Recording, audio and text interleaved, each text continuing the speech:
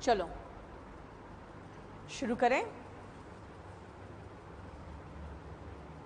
जरा देखो ध्यान से, पहला the door should be open कैसे होगा भाई? ओपन द डोर का the door should be open होगा ना।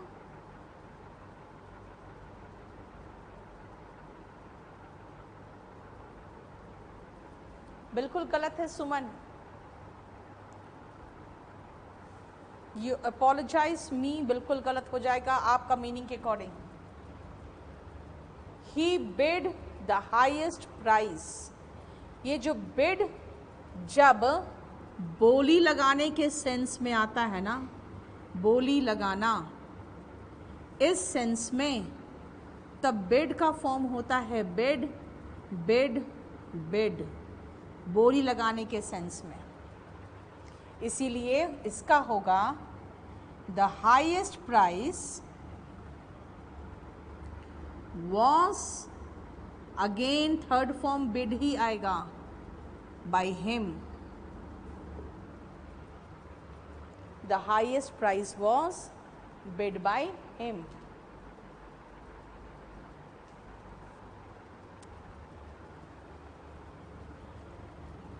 दे bade us, they bade us, us उठ के आगे आया तो वी हो गया, पास्ट टेंस है तो वी के साथ वर आया, और आदेश लगाने के सेंस में, यानी आदेश देना का सेंस में जो वर्ब के फॉर्म से वो है बिड बेड बिडन, ये है। तो थर्ड फॉर्म है we were bidden to leave the room. By them लगाने की जरूरत नहीं है पैसिव वॉइस में, आपको पता ही है।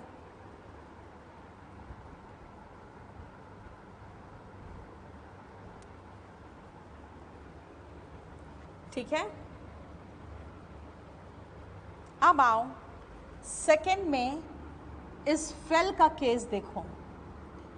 फॉल फेल फॉलन होता है गिरना, लेकिन अगर गिराने की बात हो तो फेल फेल्ड फेल्ड होता है। ठीक है, गिराना फेल फेल्ड फेल्ड होता है, गिराना। अब यहाँ देखो गिरना की बात हो रही है, गिरने का सेकेंड फॉर्म है कि गिराने का फर्स्ट फॉर्म है? कहते हैं छोटे छोटे प्रहार बड़े बड़े जो ओक के ट्रीज है उनको भी गिरा देते हैं, है ना, ओक के ट्रीज को गिरा देते हैं।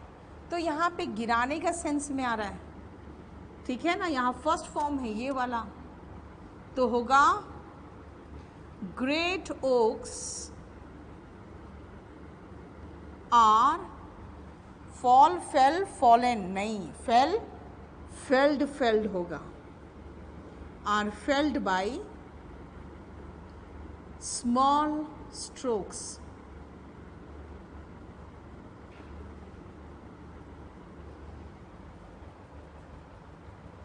ठीक है,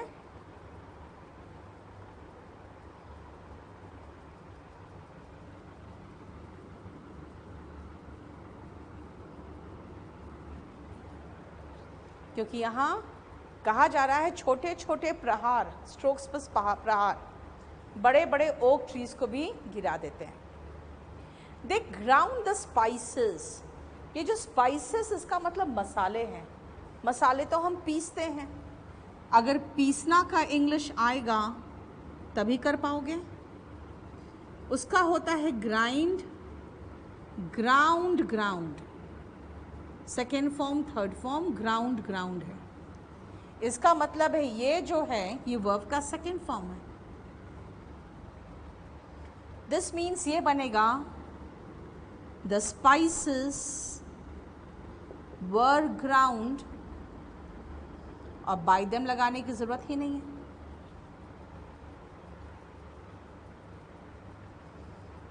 ठीक है,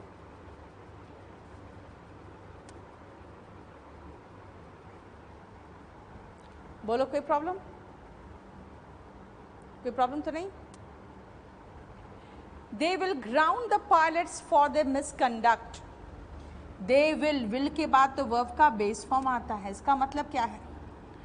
जो पायलट्स गलत काम करेंगे, है ना, उनके बदले में क्या होता है आपको पता है? एविएशन मिनिस्ट्री या एविएशन सेक्टर क्या करता है? ऐसे पायलट्स को रोक देता है, उनको जॉब में उड़ने नहीं देता। मतलब आप उनको ज़मीन पे ही रख देते हो।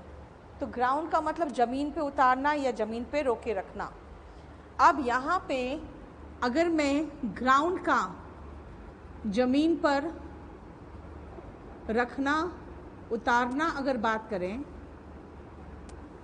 तो ग्राउंड का मतलब ज़मीन होता है, तो वर्ब में इसका मतलब ज़मीन पे रखना होगा, और इसका सेकेंड फॉर्म थर्ड फॉर्म होगा ग्राउंडेड। ग्राउंडेड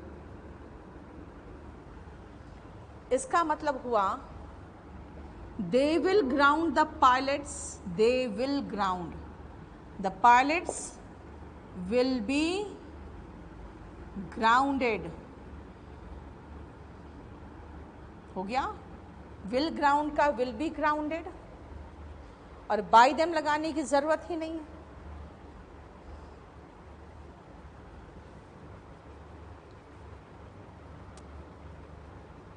बोलो कोई प्रॉब्लम यहां तक? पहले इतना उतार लीजिए, इसको मिटाएंगे फिर आगे करना है हमें।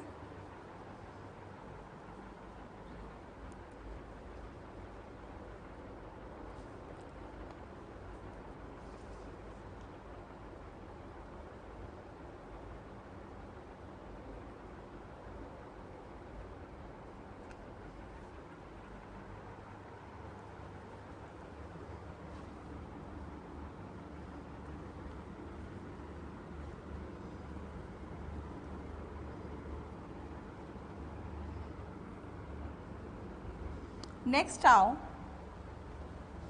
they lay the patients on the table, operation table.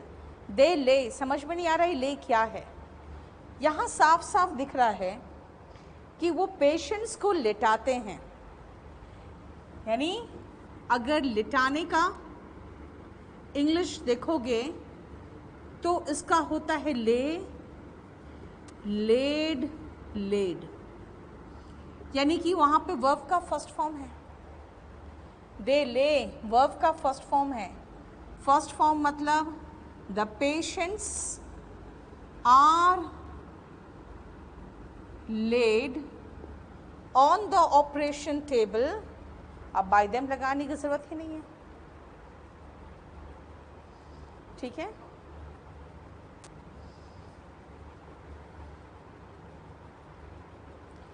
They will hang the picture, यहाँ पे टांगने की बात हो रही है। पिक्चर को आप टांगते हो, फॉर्म है हैंग, हंग, हंग, ये है। तो दे विल हैंग द पिक्चर का होगा, इसको देखो, the picture will be hung. They will hang the picture का हो गया the picture will be hung.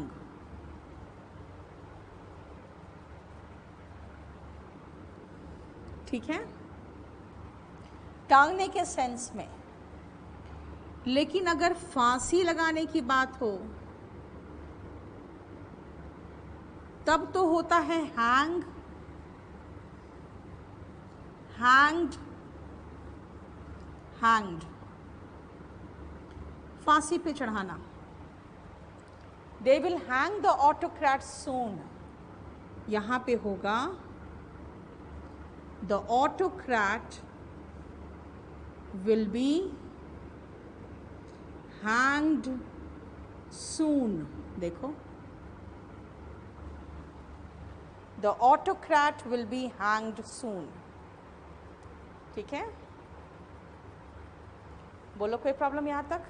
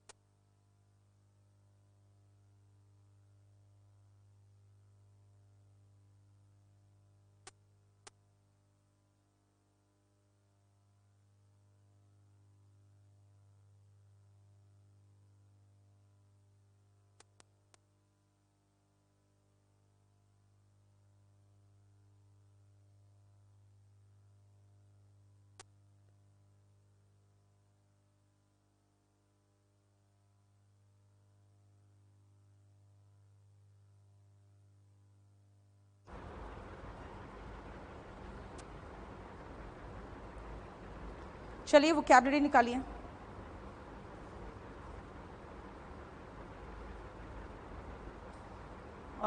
मुझे वोकैब दे दूँ।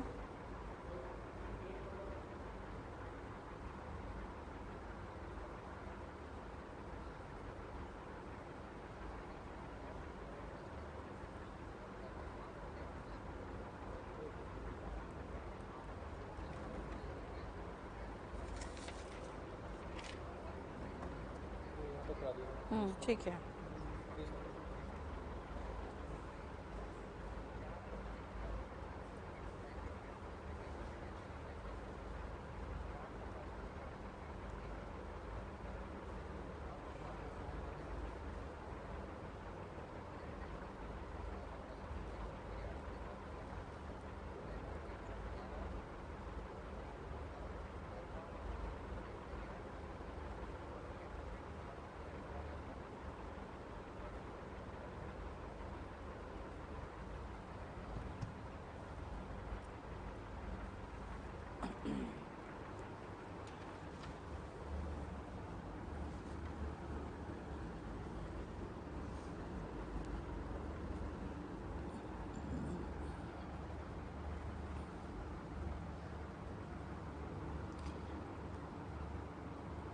अब वो कैप शुरू करने से पहले मैं आप लोग का डाउट्स ले लूं।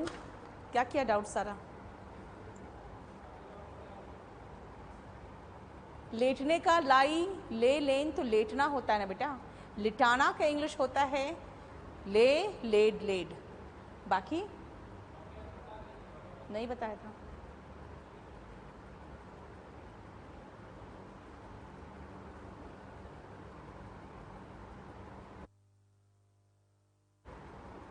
Dash enough for his exam. He couldn't pass the final semester. इसमें क्या है कोमल, क्या भरना है? आप मुझे ऑप्शन दोगे तब ना। आप ब्लैंक का ऑप्शन ही नहीं दे रहे तो मैं क्या जानूं क्या भरना है इसमें। नेक्स्ट दिखाओ।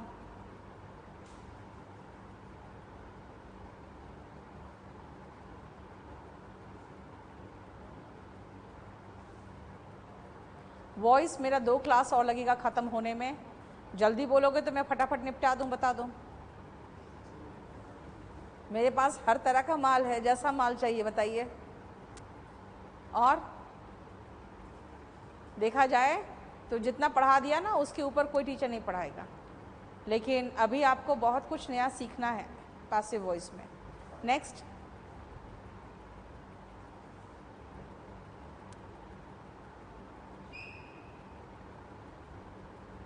एक सेकेंड रुको।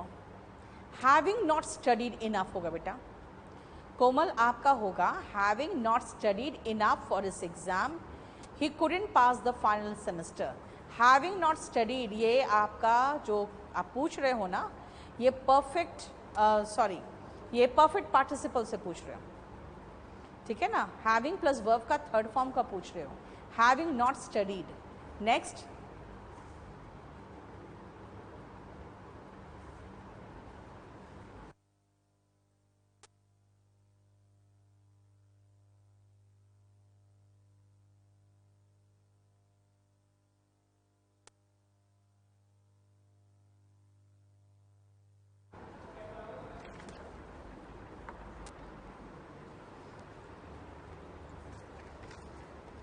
हम लोगों ने किया था लास्ट क्लास में बेनिडिक्शन तक ना।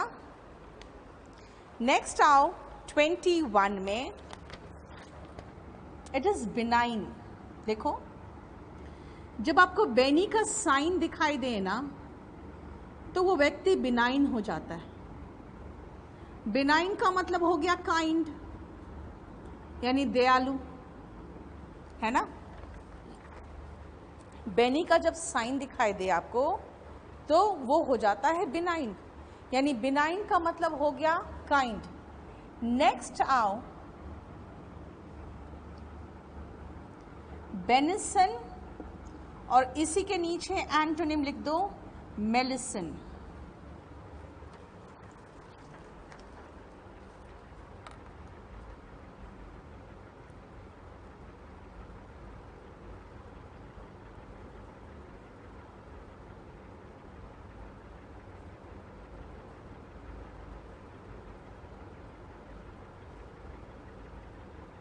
ठीक है,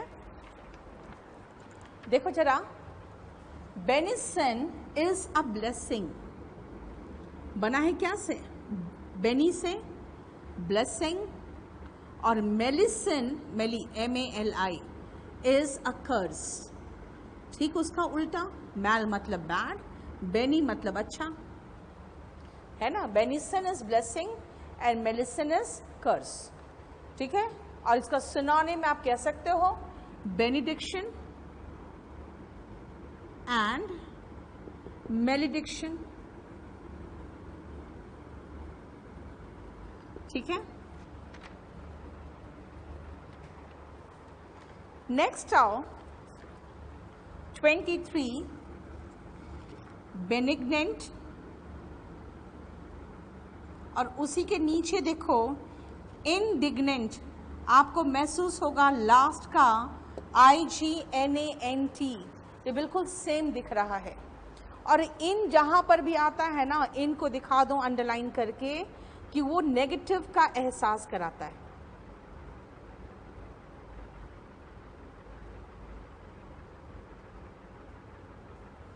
ठीक है, वो नेगेटिव का एहसास कराता है। बेनिग्नेंट इज काइंड, अगेन आपको सिनोनिम कहाँ का मिल रहा है? बिनाइन का, ठीक है। बेनिग्नेंट इज काइंड, वही बेनिवोलेंट, वही बिनाइन, यानी कि बिनाइन, बेनिवोलेंट, फिलैंथ्रोप, बेनिग्नेंट, ये सब सिनोनिम है। लेकिन इंडिग्नेंट होता है ना वो फीलिंग जो आपके अंदर एक भरा सा रहता है कि मेरे साथ गलत हुआ है, वो जो गुस्सा, वो फीलिंग जो आती है गुस्से वाली कि मेरे साथ गलत हुआ है, वो फीलिंग जो गुस्सा का आता है ना, उसको इंडिग्नेंट कहते हैं। यानी feeling of anger because you feel you have been wrongly treated. You have been wrongly treated.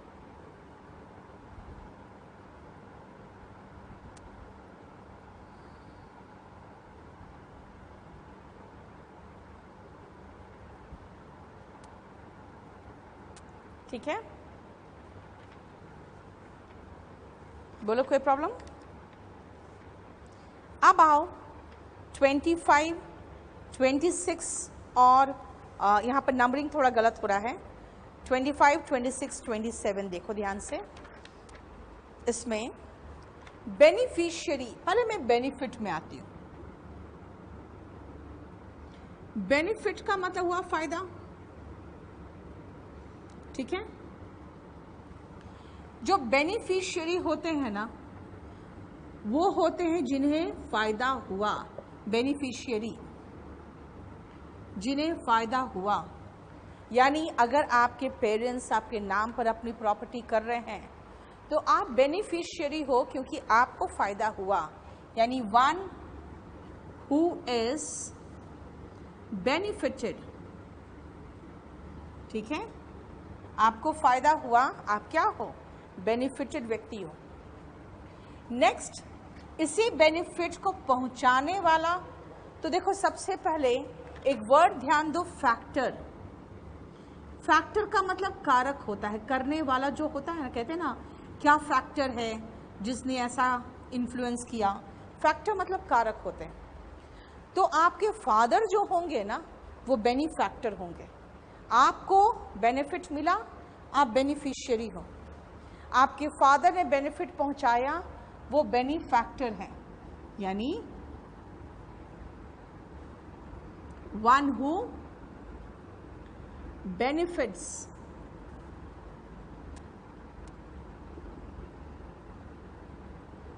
आपको किसी को भी फायदा पहुंचाने वाला बेनिफैक्टर है।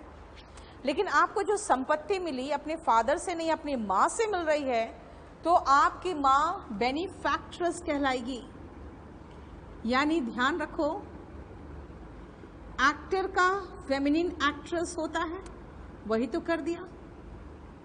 वन हु बेनिफिट्स यू, ये आदमी मैन होगा और ये वुमेन होगी और ये सेम मीनिंग है, मीनिंग सेम होगा।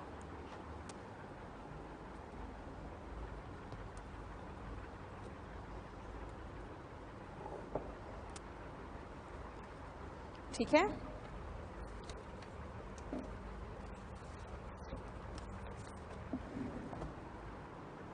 मुझे टेंस का शीट दे देना। हो गया। नेक्स्ट आओ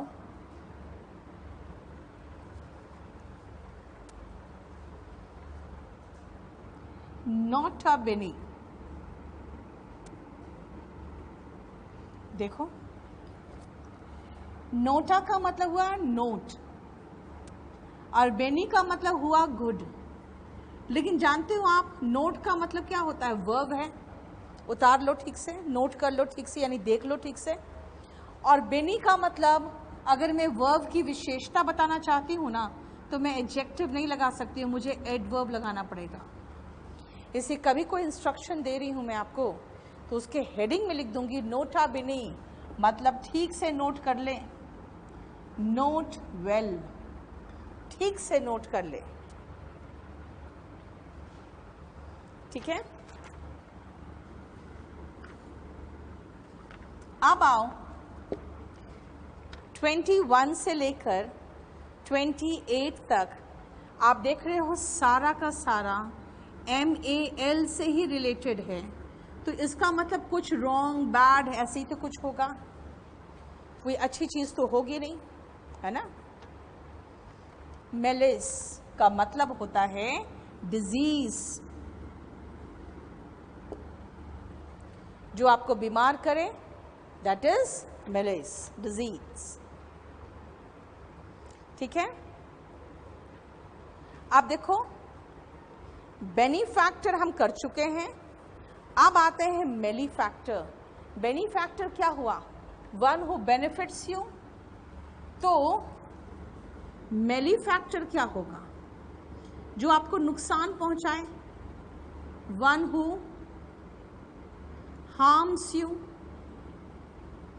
जो आपको नुकसान पहुंचाए वो मेलीफैक्टर होगा।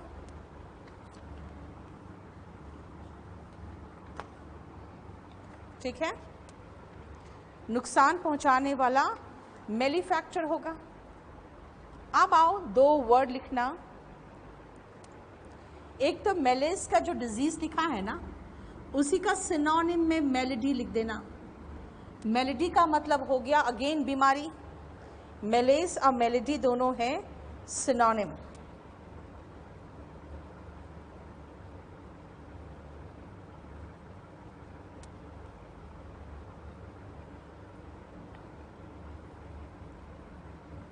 इसी का डिफरेंस लिखो मेलोडी से, मेलोडी।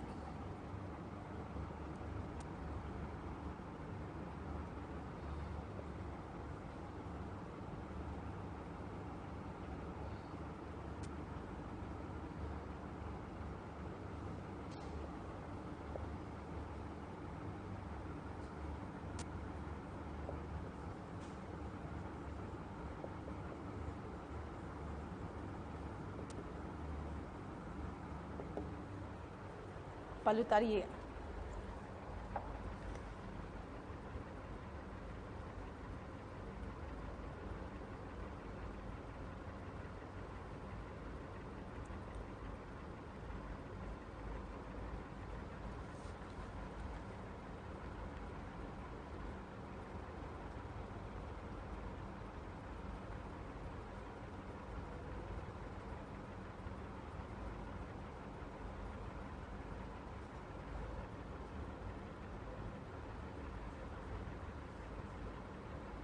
हो गया।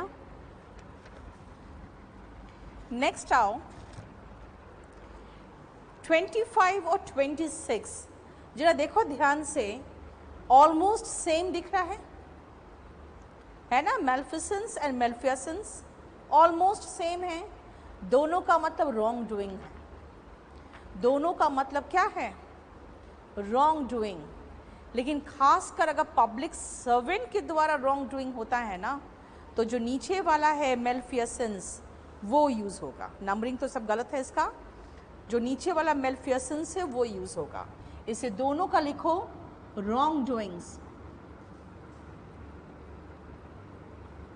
ठीक है।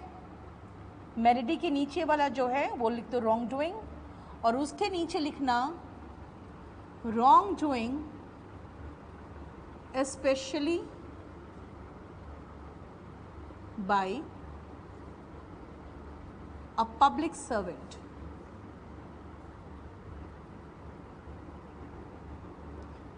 जो FEASANCE वाला है वो बाय पब्लिक सर्वेंट लिखना।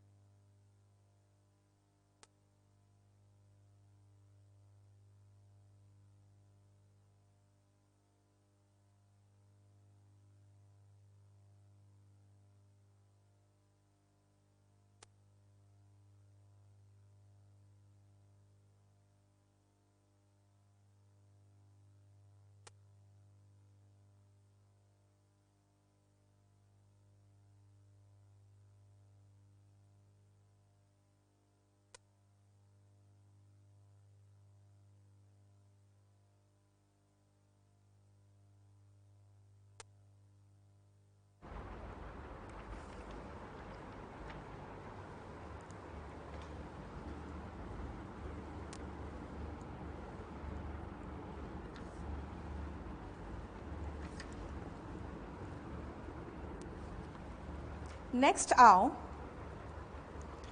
मैल कंटेंट। देखो ये जो कंटेंट वर्ड है ना, इसका मतलब होता है सीधा सीधा सेटिस्फाइड, ठीक है। तो अगर मैल लगा दे, मतलब इसी में लगा कर दिखा दूं मैं, इसी में लगा दिया मैल, तो इसका मतलब हो गया डिससेटिस्फाइड, दैट्स ऑल।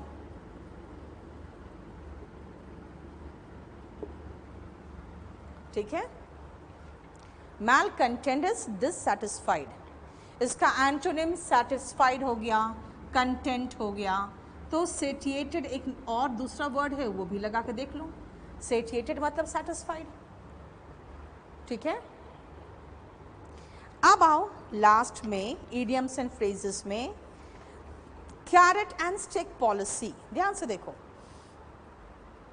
जब आप कोई जानवर को आप काम करवाते हो तो अच्छा काम करता है तो कैरेट खिलाते हो, काम नहीं करता है तो डंडे बजाते हो उस पर। वही हम लोग के भी देखते हो प्राइवेट सेक्टर्स में, अच्छा काम करते हो तो आपको इंसेंटिव्स मिलता है, नहीं करते हो अच्छा काम तो आपको फायर कर दिया जाता है वहाँ से। वही क्या है, रिवॉर्ड एंड पनिशमेंट पॉलिसी।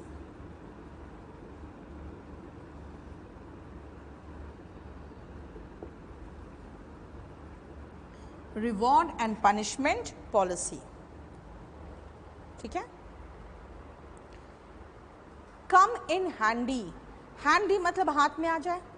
जो चीज़ आपके हाथ में आ जाए ज़्यादा यूज़फुल हो जाता है। अब बड़े बड़े डिक्शनरीज पहले ढोते थे, अब मोबाइल में आपके डिक्शनरी ज़्यादा यूज़ करते हो।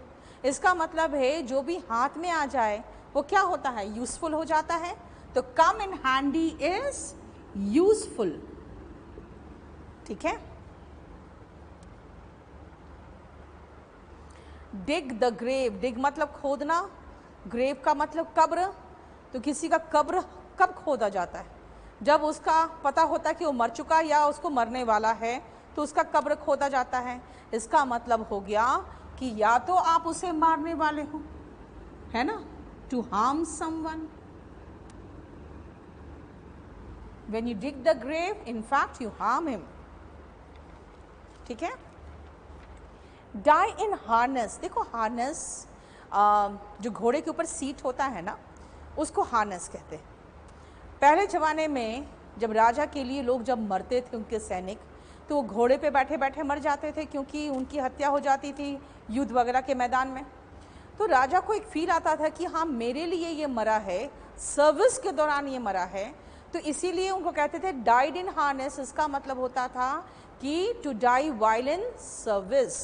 ऐसे डाई इन हार्नेस का मतलब हुआ to die while in service. ठीक है। किक द बकेट, इसका एक सिनोनिम और लिखो किक द बकेट का, गिव अप द घोस्ट। दोनों का मतलब लिखना मर जाना, टू डाई।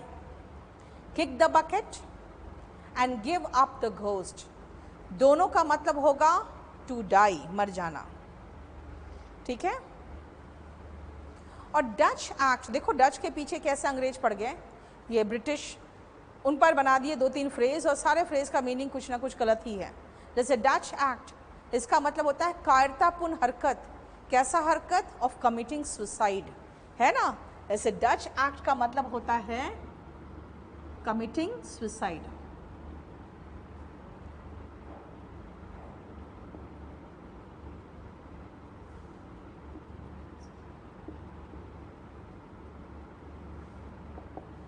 ठीक है।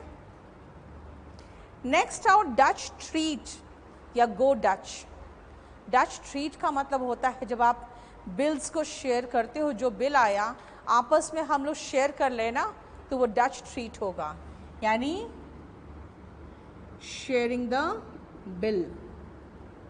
Dutch treat, sharing the bill.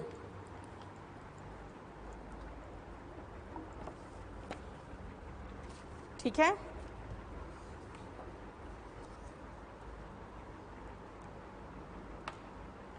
चलिए मैं आपका डाउट्स क्लियर कर दूं अब। नितिन, टेंस के शीट में कौन कौन सा कह रहे हो? 13 number. He wondered where could she have gone, where she could have gone होगा ना, क्योंकि ये क्या है, ये कोई क्वेश्चन थोड़ी है जो क्वेश्चन के फॉर्म में लगा दे। Where she could have gone होगा ना। आंसर तो सही दिया है।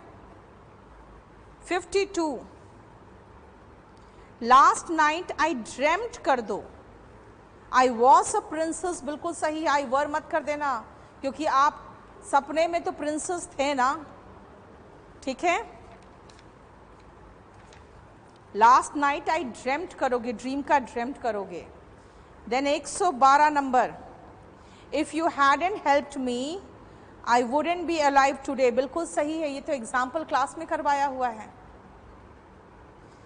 He wished that it would rain. क्या प्रॉब्लम है इसमें? सही तो है।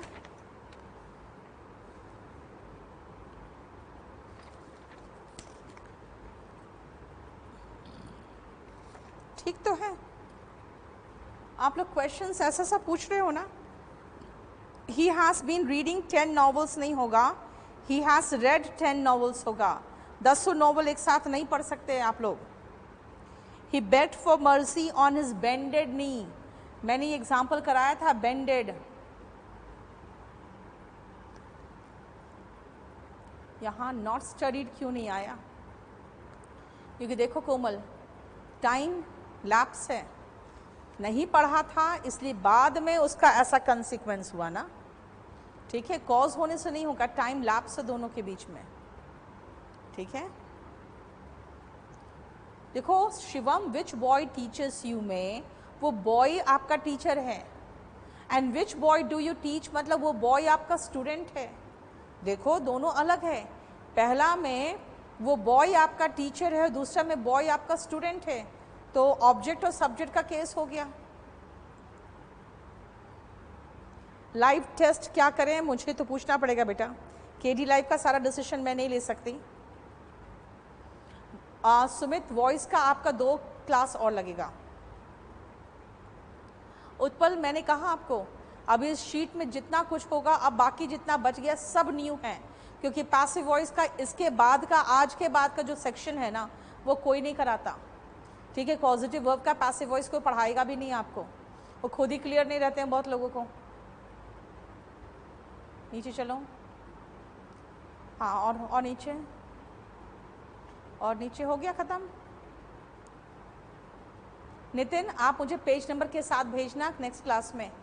पर्सन और पीपल में डिफरेंस क्या है? पर्सन, देखो व्यक्ति की बात करते हो ना तो पर्सन, लोगों की बात करते हो तो पीपल। क्वेश्चन कैसे आया था सुमन? देखो, many persons come to India to see the Taj Mahal. Persons नहीं आते, लोग आते हैं देखने। पर्सन्स का मतलब तो व्यक्तियों की बात करोगे तो पर्सन होता है, ठीक है ना। हो गया इतना ही डाउट्स? चलिए।